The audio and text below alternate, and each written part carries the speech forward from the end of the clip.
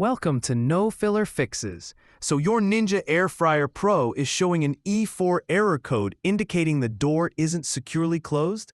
Let's fix it right away, no filler. First, check if the door is properly aligned and fully closed. Sometimes the latch may not engage correctly due to misalignment. Open the door completely, then firmly close it until you hear a click.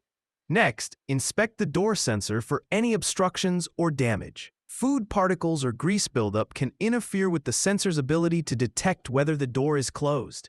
Clean around the sensor area using a soft brush or cloth. After that, reset your Ninja Air Fryer Pro by unplugging it for 5 to 10 minutes.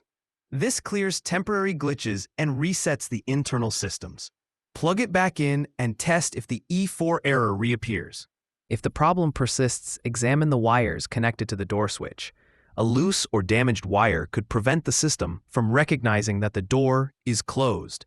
Refer to your user manual for instructions on how to safely access and secure these connections.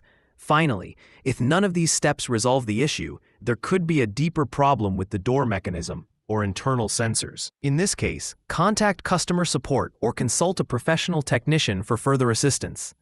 And there you go.